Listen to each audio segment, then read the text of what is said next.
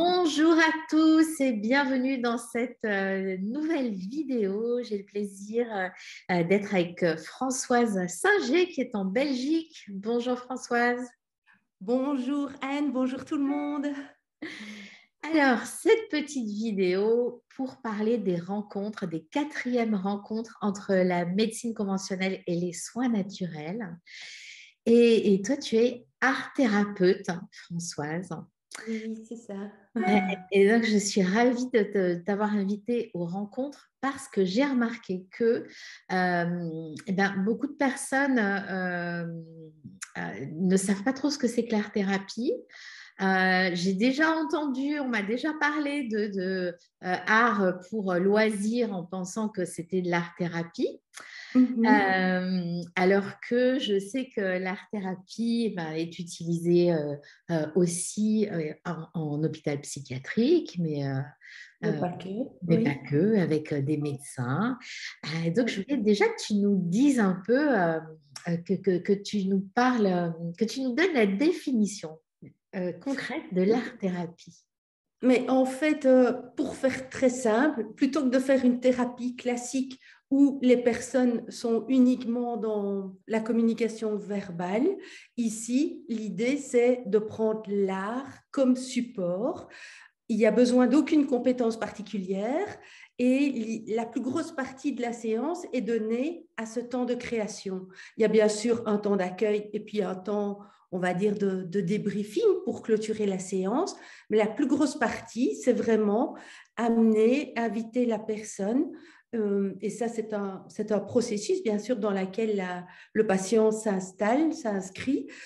C'est d'aider la personne à créer vraiment, même si ce sont des gribouillis, des projections de peinture, il n'y a pas d'objectif de performance, de beau, comme quand on entend le mot art. C'est vrai qu'il y a des personnes qui se disent du coup, je ne me sens pas légitime, est-ce que je vais être capable? Ça, c'est la petite voix qui se met tout de suite en route la légitimité, enfin voilà, même si on n'a pas de compétences artistiques, ben voilà, les gens pensent que c'est pas pour eux. Au contraire, il y a besoin de rien parce que c'est notre métier, c'est d'amener justement un cadre souple, mais un cadre qui est sécurisant dans le confort de l'atelier, le confort dans le sens, ben c'est ça, c'est à nous de placer, d'installer les personnes dans un cadre sécurisant qui va faire que ce processus créatif peut s'installer et que les personnes vont laisser de plus en plus progressivement cette créativité qui est là. C'est une compétence que nous avons tous et toutes depuis que nous sommes nés. Les gens n'y pensent pas parce qu'ils associent souvent ça à l'art, mais il y a des gens qui sont très créatifs en cuisine, d'autres c'est pour faire des Oui, c'est cocktails, vrai. euh, dans la manière de s'habiller, dans la façon de décorer sa maison. Donc, la créativité, elle est multifacette. Mm. Et l'idée, c'est que quand on s'inscrit dans un parcours comme ça, eh bien, on a accès, on stimule beaucoup plus les deux hémisphères de notre cerveau, et D'accord. notamment la partie droite qui est plus intuitive, oui, la partie intuition, émotion, sensibilité. Et donc, les personnes vont beaucoup plus vite dans le travail parce il y a des liens qui se font, qui se créent, des prises de conscience qui sont beaucoup plus rapides. Voilà. Et puis Mm. aussi, quelque chose qui est important que j'avais envie d'ajouter, c'est que pendant tout le processus, on appelle ça des œuvres. Donc, toutes les productions on appelle ça dans notre jargon des œuvres, restent, je vais parler de moi, restent dans mon atelier. J'ai un endroit pour les stocker. Et puis, au bout d'un temps, nous faisons ce qu'on appelle des séances de relecture où donc les personnes voient l'évolution. Parce que c'est vrai Ok. que quand on n'est que je vais dire, la partie orale, parfois on oublie certaines choses ou on se censure, et puis voilà, notre esprit prend parfois le dessus, tandis que là, parfois, on amène les personnes à créer avec leurs mains non dominantes, avec les yeux fermés. Et donc, du coup, ça chamboule un peu, mais ça permet de faire remonter des choses de profondeur. Oui. Et ça est là, c'est dans la matière. Mm. C'est un peu donner la parole à l'inconscient. Un peu beaucoup même, oui. Enfin, de plus en tout cas, une Ok. plus grande part, oui. Voilà. Mhm. Et Et donc, comme je disais, c'est un processus, donc au plus les gens vont rentrer dedans et se sentir de plus en plus en sécurité, en confiance, bah, au plus il y a des choses qui vont jaillir des profondeurs. hmm. Moi, j'ai une expérience d'art-thérapie avec un pédopsychiatre, euh, Oui, avec mon fils au moment où où son papa et moi on s'est séparés. C'est-à-dire, c'est moi qui parlais avec le pédopsychiatre et mon fils qui parlait à peine, en fait. Et puis, en plus, il oui, était très timide, donc il ne parlait pas. Et donc, oui, il le mettait à dessiner. Et ce qui était intéressant, donc, c'était qu'il nous écoutait parler. Il m'invitait à formuler les choses.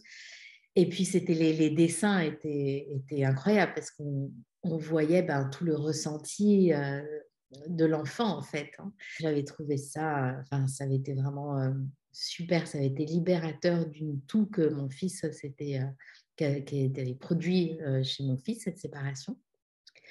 Et donc, merci pour cet éclairage parce que je sais que c'est aussi des années d'études avant d'être art thérapeute. oui, Et, euh, oui. et voilà, c'est pas très clair dans l'esprit de tout le monde. Donc, c'est aussi pour ça que je suis ravie que tu viennes aux rencontres à la Forêt Fouesnant le 5 mars prochain.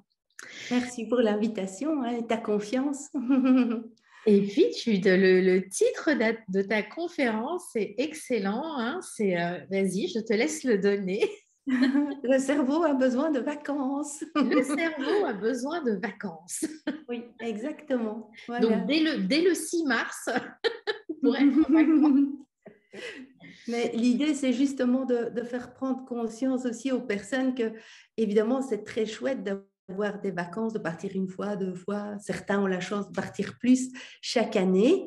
Mais quand je dis le cerveau a besoin de vacances, ben, l'idée, c'est vraiment que le cerveau puisse avoir des vacances un petit peu tous les jours. Ne fût-ce que quelques minutes, mais apprendre à débrancher le cerveau de toute tous ces automatismes, tout ce stress, cette tension pour récupérer aussi. Hein. Mais bon, nous développerons D'accord, donc pendant la conférence.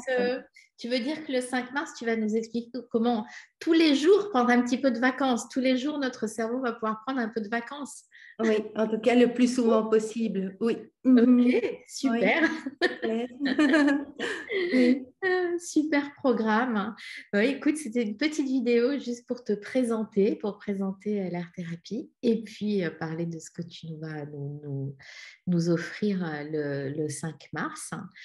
Donc voilà, je voulais juste annoncer ta venue, te présenter et on va stopper cette vidéo-là. Il y a tous les liens pour vous inscrire à la journée juste en dessous. Donc, il y a la formule pour les pros qui est de 9h30 à 23h avec un cocktail et une table ronde autour de la complémentarité des médecines. Et puis, il y a de 9h à 19h tous les conférenciers qui sont là pour vous. Donc, il y a ces deux possibilités et ces deux tarifs. Donc, je vous laisse aller regarder dans la page en cliquant sur le lien juste sous la vidéo. Et puis, écoute, merci beaucoup Françoise et on se retrouve tout bientôt. C'est très vite, c'est dans quelques semaines. Oui, ça va aller vite. Merci beaucoup. Bonne fin de journée. À bientôt. À bientôt. Au revoir à Au revoir. tous.